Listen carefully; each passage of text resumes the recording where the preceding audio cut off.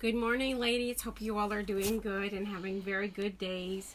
Happy April 1st. There will be no April fooling around here today.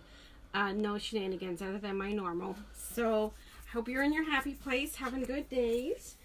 Yesterday, I forgot to say thankful things. So I'll try to do two today. I am thankful for red-winged blackbirds, and I'm also thankful for the flowers and the trees that are blooming right now, because this is probably one of my favorite times of the year, and I can't imagine if it were winter time and we'd be going through all this stuff. I think we'd all be kind of wacky. So at least the sun shines sometimes, and we know that spring is coming, and I think that's very helpful for us right now. Spool challenge. Here is our prize for those of you working on your spool challenge. This is the cup that Amy did for you. And my husband told me I say way too much. So I'm trying not to say that, but I just know I said once. So there we go. Happy Mail today. Today's Happy Mail is brought to you by, this is the most unlikely person, Bon Jovi. He has a new song out that's called When You Can't Do What You Want, Do What You Can, which is timely, and it's kind of cute what he's done. Maybe not my favorite singer, but he has a thing where if you send him lyrics, he will, I don't know if he puts them in the little chorus of his tune or whatever, and then he sends them back to you. But kind of a cute idea. And yesterday I inadvertently had the house upside down, so I want to show you how cute it looks, the birdhouse right side up. So there you go. Yesterday we talked about cherry picking. If you missed that, you can go back and look at yesterday's. Here's the pattern and the tool, and I'll re-show what we talked about. This was done with two colors in two different positions. The pattern's on the website. Yep, pattern's on the website. This is two colors also, but with just one color done at one place. And if you like it scrappy using a charm pack, you can get this. I didn't say when I attached these to the blocks I used invisible thread. I just did a straight stitch out around the outside with invisible thread. That's kind of my trick to not have to be so tidy like some of you are. Much more tidy than myself. Okay, today we're going to talk about Raggy Blankets. This one is still, there was my second one.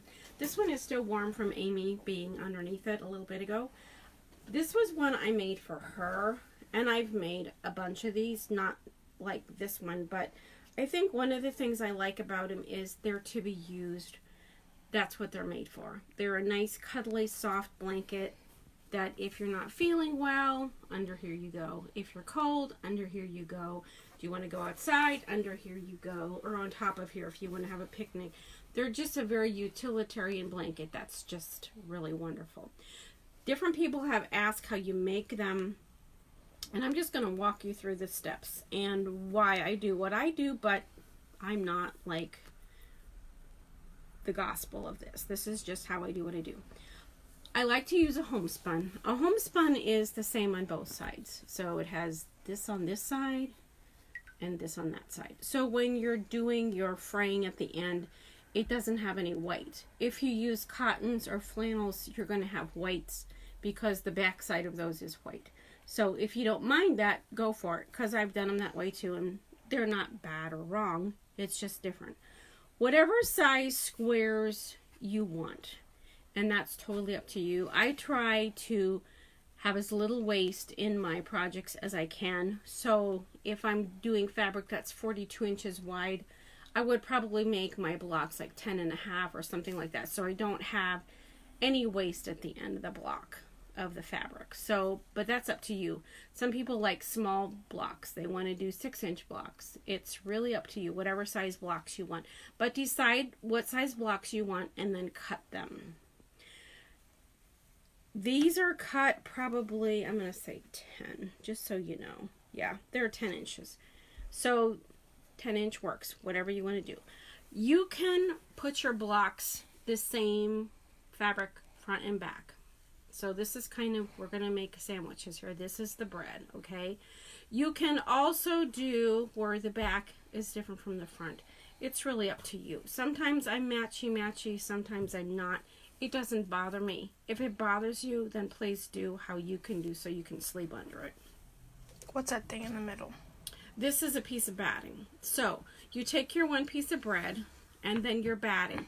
You're going to want to cut it smaller than this piece. So if you cut this piece 10 inches like I did this piece, I would cut this maybe 8 or so inches. You want to make it smaller. You want to make it... No one's counting except for you. Just keep going. You want to make it smaller so that when you rag the edges, your batting doesn't show. It doesn't look very nice when you do that. So try to make it smaller. So bread, batting, bread. You can pin this bad boy. You can mark them too if you want to. Karen started doing like a serpentine, like a little wiggly line. So if you're not exactly straight on, you're okay. You can mark those in and stitch across. So this one, I kind of tried to use like lighter thread so that you can see it. And this one is just an X. And I didn't go all the way to the edge of it because I know this is going to be my seam allowance. And in here, you can see I have my batting and it's way back. So when I'm ready to do my next block to this block, these guys would go like this. Your seam allowances are to the front. And then you're going to take a scissors when these would all be sewn together, or you could do them as a block if you wanted to. It's just kind of nice to have a clipping snipping party. It is very nice to have a scissors similar to this, a spring-loaded scissors with a short nib blade, so that you can really get your cutting in there and you're not having to open and close this all the time by hand. You're going to get a sore hand. Throw it in the wash machine, and that's what makes it fray. And then you can see how this one's been washed several times and it just continues to fray. It's been beat up and it's wonderful. So that's how you'd make a Raggy Blanket. If you want to do applique on blocks, some of Karen's patterns like my Shepherd Raggy Blanket, Frosty's Raggy Blanket, Autumn Chill Chaser, they have appliques on blocks. Maybe it's pumpkins, maybe it's sheep. Maybe you want to do your own thing and you'd like to put your own, maybe you've got a barn scene that you want to do or something from your family, basketballs, footballs.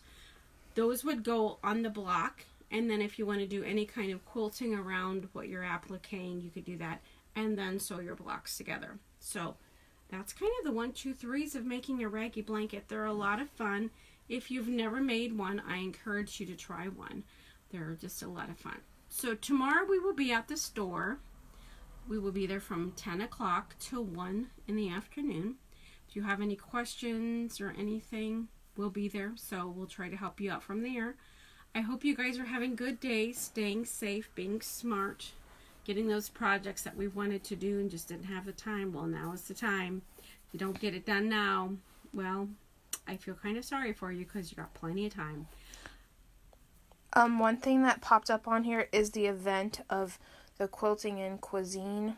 Okay, so that there's a couple announcements we're going to make tomorrow officially, and I didn't really want to. That has been postponed. I will give you the dates on those tomorrow as well. There's a couple things we need to talk about tomorrow. So important events that are going to have to be canceled, postponed, whatever you want to call it. Stand by. Yep, stand by. We haven't forgotten you. We're not taking your money and running off. We just need to get it together, and we'll let you know what. But yes, it's not going to be April 14th and 15th. So we'll just let you know when it is, and we'll go from there. And what if you need to change your plans, what we'll do with you. And these, aren't there some on the website, I believe?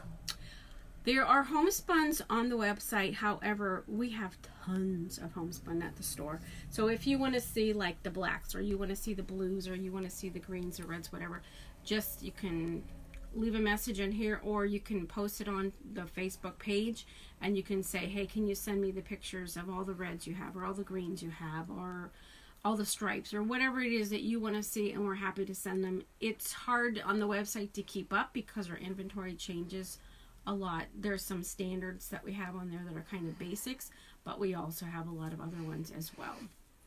Old ones, new ones, pretty ones, plaid ones, flowered ones, whatever. Mm-hmm. So they're on there. So someone said They want to make a Michigan State one. Isn't there an Ohio State one on the website? There's an Ohio State one on there, so Michigan... You could adapt it. Green and white, is that what we'd be doing? Michigan State. Green and yellow? Yellow. I don't know your colors, but Michigan University's green and white.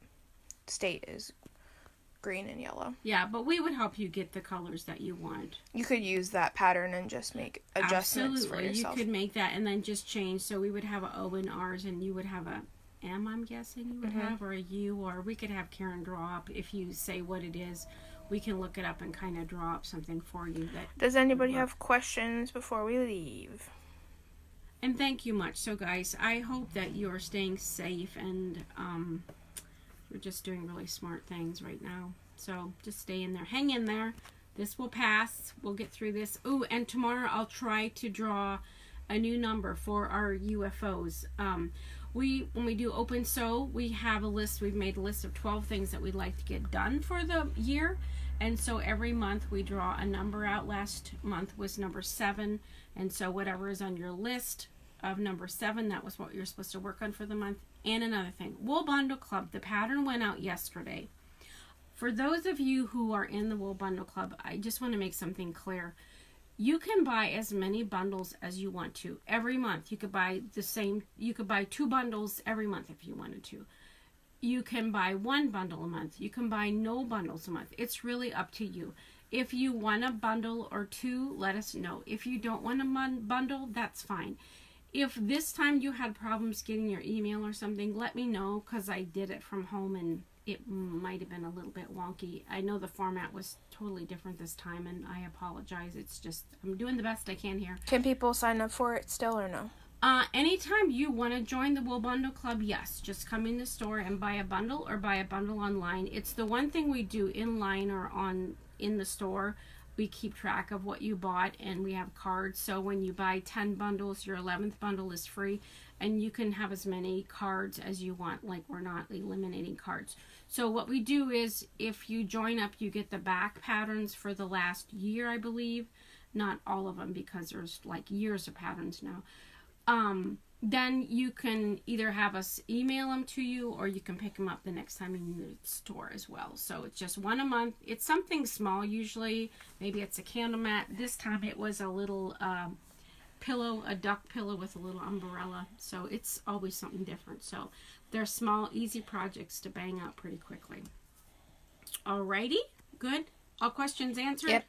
Awesome. Okay, you guys have a good day, and don't let anybody fool you today, April 1st. Take care. Button. A button. For the love of Pro.